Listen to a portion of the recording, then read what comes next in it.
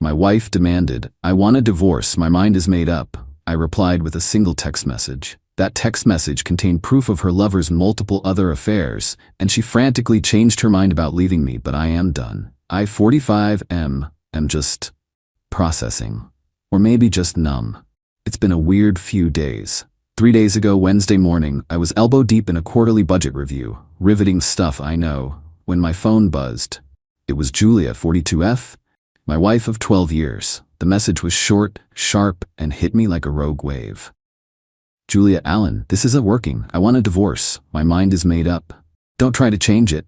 My lawyer will be in touch." 12 years, poof. Gone via iMessage. No discussion, no we need to talk, not even a tearful confession over lukewarm coffee. We'd literally been discussing a potential vacation to see the cherry blossoms just last weekend. Everything seemed normal, or what I thought was normal. I just stared at the screen. The words swam. Hurt? Oh yeah, that was there. A dull ache behind my ribs.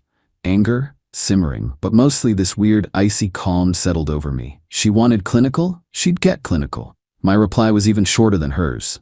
Okay. Then the fog started to clear and the pragmatist in me took over. Lawyer will be in touch. Right? That means the gloves were off? The shared life we built was now a list of assets and liabilities. It was surprisingly easy to detach, almost like observing a character in one of my own stories. A little backstory. I'd always been a bit of a quiet observer. A few years back, Julia had started acting distant. More late nights with clients, more hushed phone calls she'd take in the other room. I wasn't born yesterday. Hired a discreet PI, a chap named Bruce, just to see what was what. He was a quiet, unassuming fellow, not at all what you'd picture for a PI, which probably made him better at his job. Cost a pretty penny, that retainer from Author Earnings Inc. But the peace of mind, or rather the confirmation of my suspicions, was priceless. The report was thorough. Julia wasn't just having an affair with her charming colleague, a smarmy guy named Jordan. Oh no. Jordan, it turned out, was juggling Julia with at least 2 other women. The PI got photos, text message screenshots from a burner phone Jordan was dumb enough to use. Even a recording of Jordan bragging to a mate about his roster. Classy. I'd sat on that information for 6 months. Part of me, the stupid, hopeful part, hoped maybe things would fizzle out. Maybe Julia would come to her senses and I'd never have to confront this ugliness. Her text demanding divorce, however, was the final, undeniable act. It wasn't just a rough patch anymore. It was a deliberate severing. That forced my hand. If she was determined to end it based on her affair, she deserved to know the full picture of the man she was choosing. So after I set my okay, I waited about an hour. Let her think I was reeling, maybe crying into my ergonomic keyboard.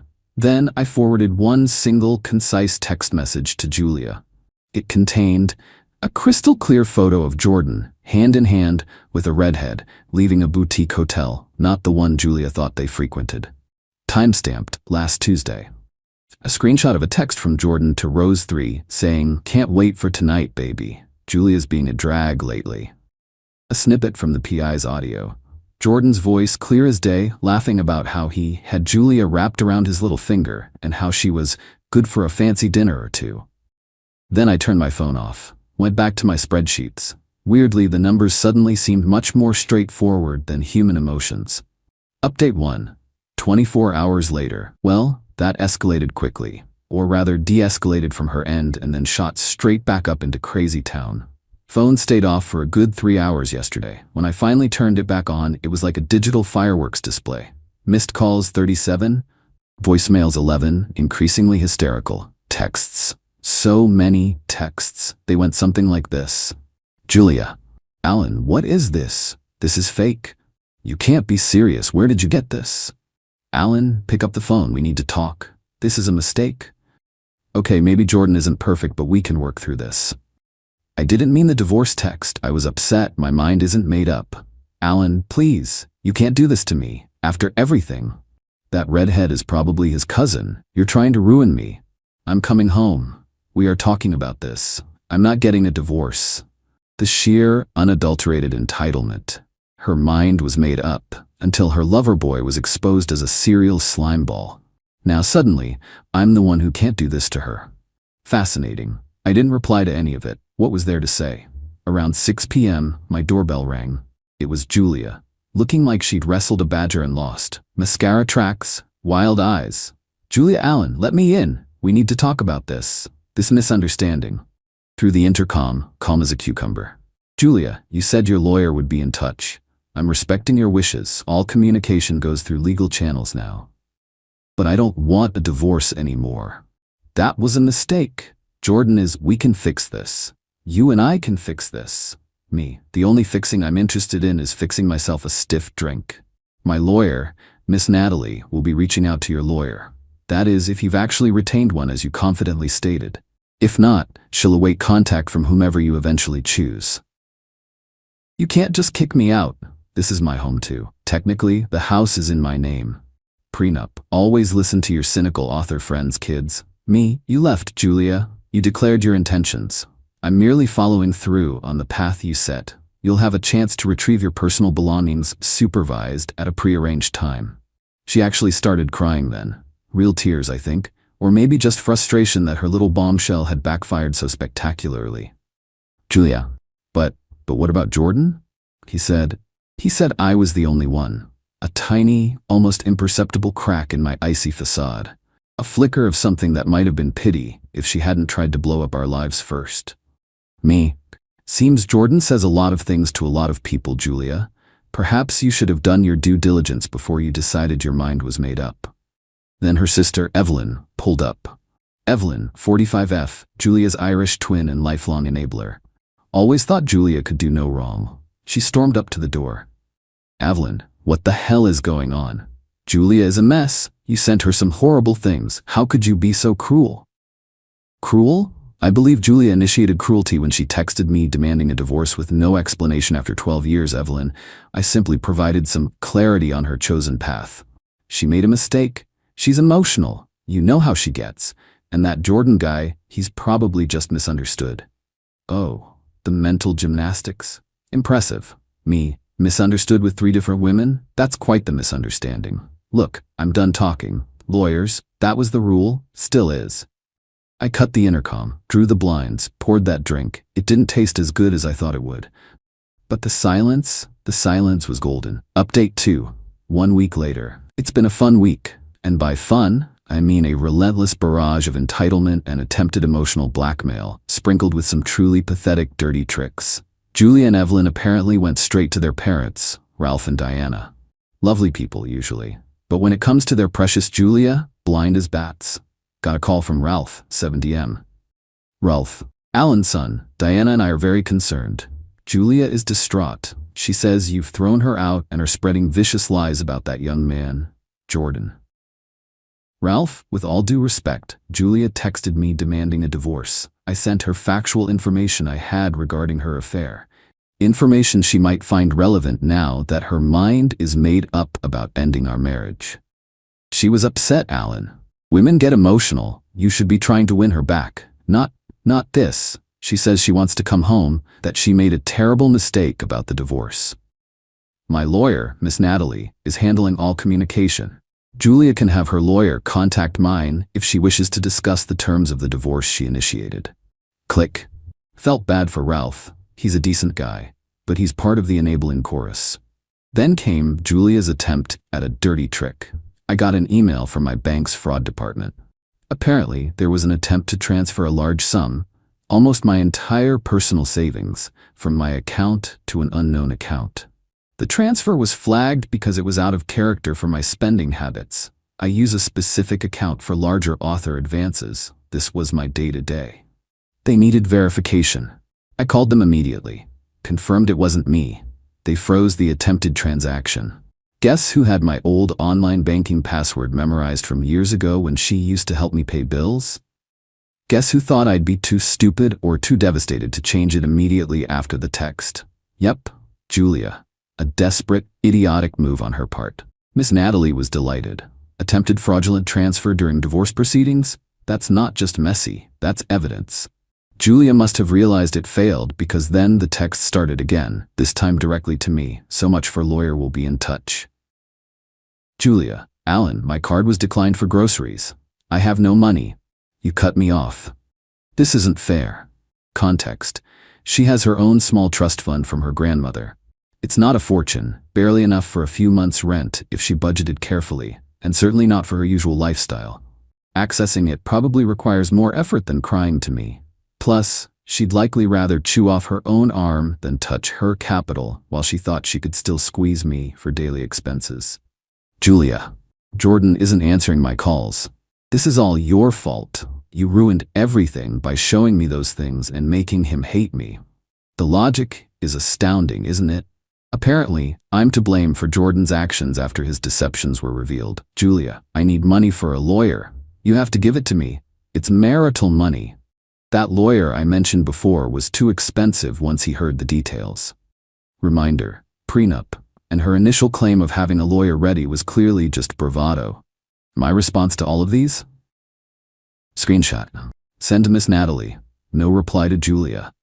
The entitlement is breathtaking. She blows up the marriage, gets caught because her side piece is also a piece of work, tries to drain my bank account, and I'm the bad guy because she can't buy gourmet cheese without using my money. Evelyn also tried a new tactic. Facebook. A mutual acquaintance, probably aiming to stir the pot, forwarded me a screenshot of Evelyn's vague, teary status about watching someone you love be destroyed by a cruel, heartless man, and how some people will do anything to save their own ego. Tagged a bunch of our mutual friends. Cute. A few flying monkeys chimed in with sympathetic noises. I blocked Evelyn immediately after seeing it, not playing these games. Natalie is preparing a formal offer. Generous, considering. She can have her personal belongings, which are already boxed up in the spare room, clothes, shoes, those weird porcelain dolls she collects. A modest lump sum as a gesture despite the prenup, just to be done with it. The condition? She signs the papers, no contest, and a strict non-disclosure agreement about me, my work, and our life. If she fights, if she tries to drag this out, the offer is rescinded, and we go to court with all the evidence of her affair, Jordan's other women, and her attempted bank fraud. I'm not looking for revenge in the dramatic burn-it-all-down sense. I just want her gone. The fact that her own choices, her own greed, and her lover's duplicity are the instruments of her current discomfort? That's just an interesting plot twist. I actually slept through the night last night. First time in a week. The quiet is starting to feel less like silence and more like peace. Final update. 2 months later, well, it's done. Over. Finito. The divorce papers were signed, sealed, and delivered last week. It took a bit longer than expected, mostly because Julia, true to form, tried every last-ditch trick in the book. After my last update, Ms. Natalie sent the settlement offer. Julia initially refused to even have the cut-rate lawyer she eventually managed to hire look at it. She sent me a barrage of emails. My spam filter is now my best friend, alternating between begging, "I made a mistake, Alan. I love you. Jordan was a symptom of our problems. We can fix us," and threatening, "You'll regret this. I'll tell everyone what you're really like. I'll take you for everything." Her sister Evelyn and her mother Diana also kept up the pressure campaign. Calls, texts to my family members, even a passive-aggressive casserole left on my doorstep. I donated it to a local shelter, unopened. Their narrative was that I was a cold, calculating monster who had lured poor, innocent Julia into a moment of weakness, the affair, and then pounced.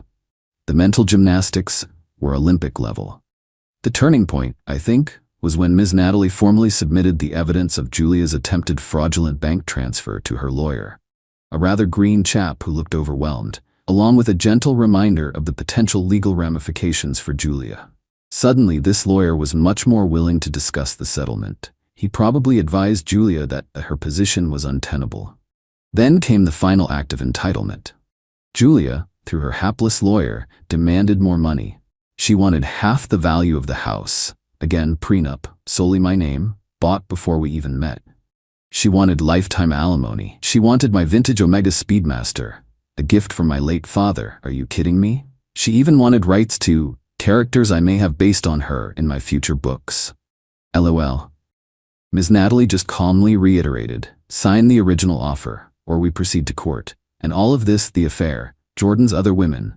Ms. Natalie's team had, for funsies, tracked down Rose the redhead and another dalliance of Jordan's, both willing to provide statements about his methods. The attempted bank fraud becomes public record.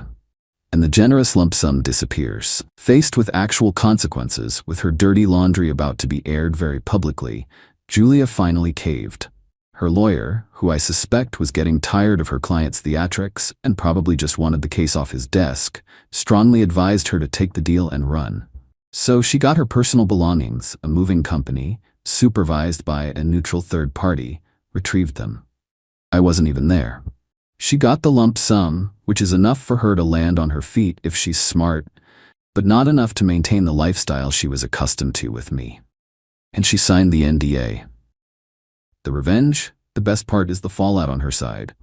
Jordan predictably ghosted her the moment he realized she was no longer attached to my income and the fun was over. Heard he's already moved on to someone new. Shocking. Julia is apparently staying with Evelyn, and from what little I've gleaned, a mutual acquaintance who couldn't resist some gossip, it's not going well. Evelyn is discovering that emotional Julia is also expects to be waited on hand and foot and contributes nothing Julia. The enabling is apparently wearing thin now that it directly impacts Evelyn's couch and grocery bill. Her parents are still supporting her, I'm sure, but they can't fund her old life forever. She'll have to get a real job. Or find another Jordan, I guess. As for me, the first few weeks were quiet. Too quiet. I found myself listening for her key in the door. But that faded. I've started writing again. Ideas are flowing. My agent loves the new darker edge to my protagonist. Funny that. There was no screaming match, no dramatic courtroom showdown. I didn't have to do much. I just held up a mirror to her actions. The text message I sent her with the proof about Jordan wasn't an act of revenge. Not really. It was an act of information. She was making a life-altering decision based on a fantasy. I just provided the reality check. The fact that her grand declaration of "my mind is made up" dissolved the second her lover boy was exposed, that was the most satisfying part.